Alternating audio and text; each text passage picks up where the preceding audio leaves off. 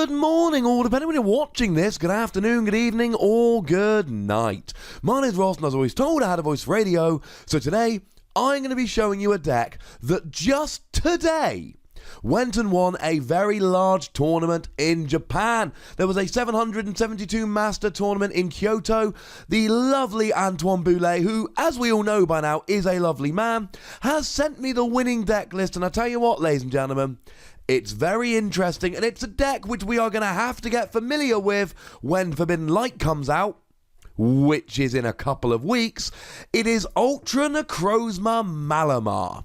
That's right, ladies and gentlemen. This is a deck that we need to prepare for. It's not the first time it's had a good showing in Japan.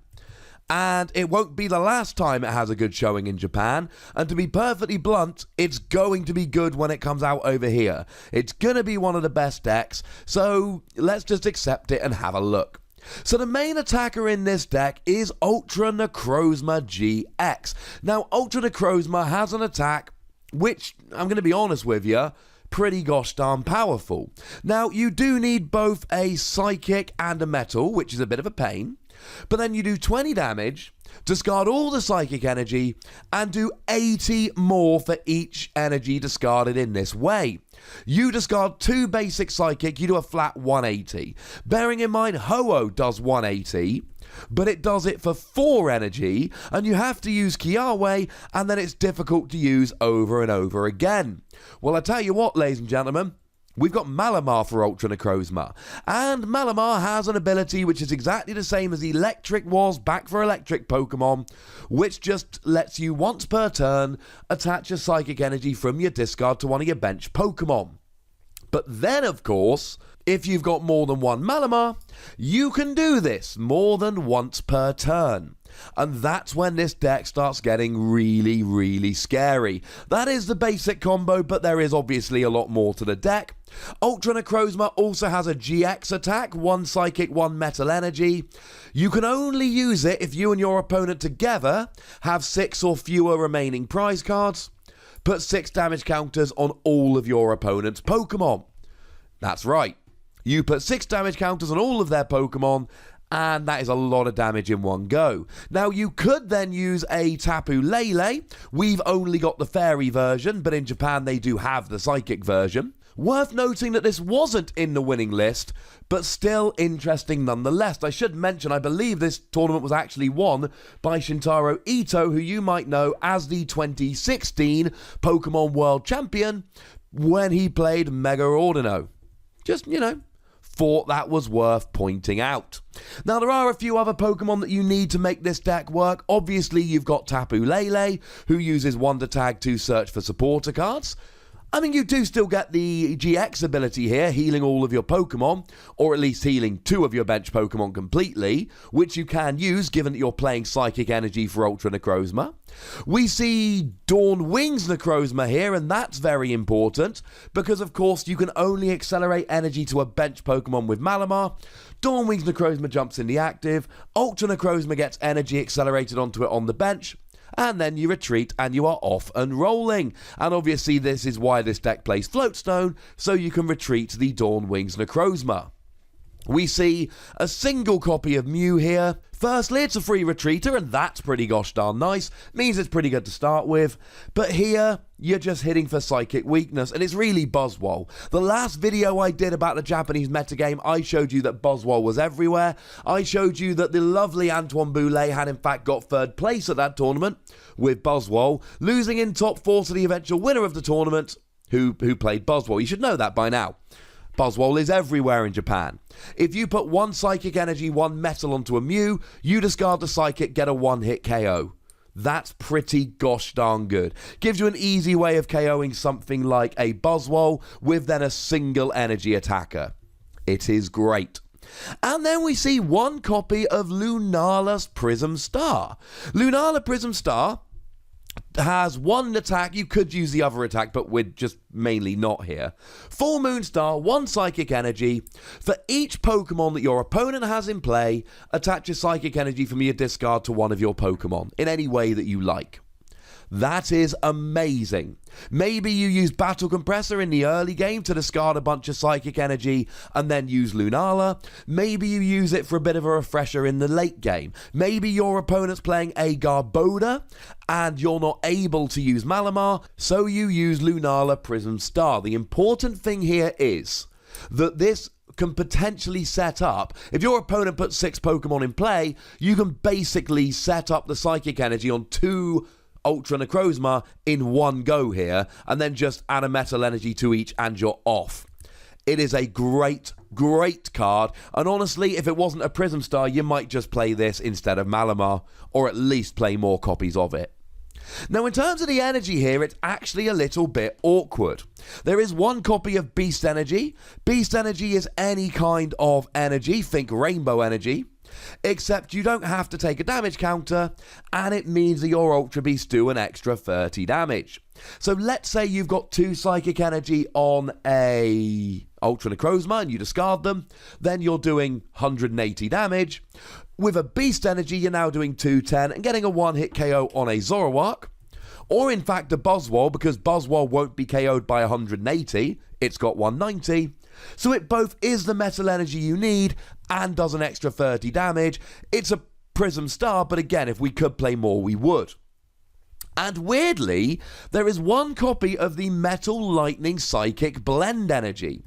Quite simply here, it is so that you can pop it onto an Ultra Necrozma, and it's either a Metal Energy or a Psychic Energy, but, I mean, you're basically Metal on Ultra Necrozma. You don't take the damage counter you'd have to from Rainbow Energy, and you can still use it on your Lunala Prism Star. Or you can still use it on Tapu Lele if you really want to use that GX attack. See where I'm going with this? Pretty gosh darn nice. Now, I should also mention a couple more points about GX attacks while we're here. Don't forget that Dawnwing's Necrozma has a pretty good GX attack. You've got to be behind on prizes, but it does 180 and gives you immunity the following turn. So with a Choice Band, you're KOing a Zoroark or a Buzzwole, or an Ultra Necrozma in a mirror match, while giving yourself immunity next turn. Sure, your opponent can play a Guzma to take out a bench Pokemon, but that means they're not taking out your active Pokemon. Not bad. And I do need to give a quick shout out to the deck which would just crush the expanded tournament in Europe, Zoroark with Execute. Yeah, that's not going to fly, ladies and gentlemen. If you bench a bunch of Execute against Ultra Necrozma, they all get KO'd with the GX attack. That's not good. Now, in terms of trainer cards here, there's a bunch we're familiar with and a bunch that we're not. Bridget to get your basic Pokemon out, Professor Sycamore and N because they're the best draw cards in the format, Guzma to drag Pokemon off the bench, Ultra Ball as the best Pokemon search we've got at the moment. Although, maybe it's not, because we've got Mystery Treasure. Now, this is coming in Forbidden Light. It's already out in Japan. It's Ultra Ball, but discarding one fewer card. And you can only search for a Dragon or Psychic Pokemon. That's fine. It means you can search for literally any Pokemon in this entire deck. They are all Psychic or Dragon. So to be perfectly honest here, we're only actually playing Ultra Ball because we cannot play any more than 4 Mystery Treasure. We got Field Blower to get rid of tools here, which of course is very important because in Japan, most of the Buzzwole players are playing Fighting Fury Belt.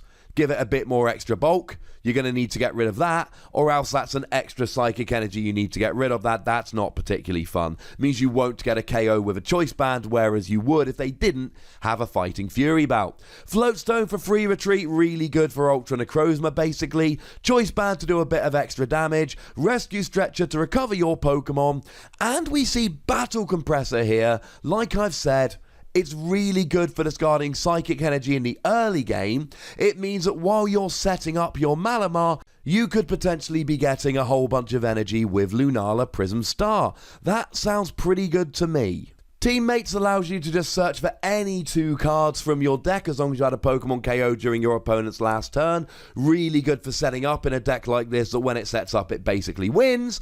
And then we see Parallel City just slows your opponent down. It's there for Zoroark because obviously Zoroark with a full bench and a Skyfield is terrifying. So what you do here is you actually play a Parallel City, putting them down to 3 bench spots. That sounds pretty good to me. And then we've got Beast Ring, of course, slightly unusual just because it's not actually been released over here yet. It says that as long as your opponent has 3 or 4 prizes remaining, you get to search your deck for 2 basic energy cards and attach them to an Ultra Beast. Do remember that Ultra Necrozma is an Ultra Beast. Only 1 copy here because you've got Lunala Prism Star and you've got Malamar. You've got a lot of energy acceleration, but you know, once per game getting an extra couple here sounds like fun to me. And don't forget that when your opponent takes a prize to go down to 3 or 4 remaining, that's when you can use teammates and search it out. This is a crazy powerful deck, ladies and gentlemen, that is doing incredibly well in Japan. And you can expect it to be doing incredibly well over here as soon as Forbidden Light becomes legal for tournament play, which is the 3rd Friday in May. I see no reason why this deck wouldn't just keep doing well and well and well. Electric decks were great back in the day, and this is the 2nd time I've made a video reporting on how well this deck is doing in Japan. You can't see the full deck list on the screen right now. Now I know Japan are playing X and Y on, but if we see the cards there that they've got that we don't, it's basically Versus Seeker and Battle Compressor. It's not that bad, ladies and gentlemen, it's really not. You'll have to change up the deck a little bit, and without Battle Compressor, your early game Lunala Prism Star are not quite as good, but outside of that, this is a good deck and you should be testing it. But as always, I want to hear from you guys, so let me know in the comment section what you think about this deck.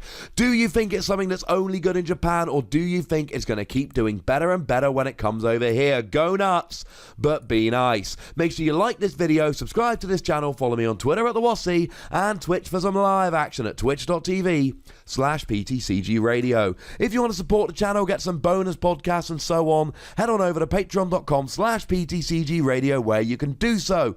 And do check out Wassy Plays for some Dragon Ball Super and video game action. There's a new video going up today or tomorrow. I think it's pretty good. I'd like it if you checked it out. But by far the most important thing, as always, is to look after yourselves until next time. Thank you very much for watching. My name's Ross, and you've been watching PTCG Radio.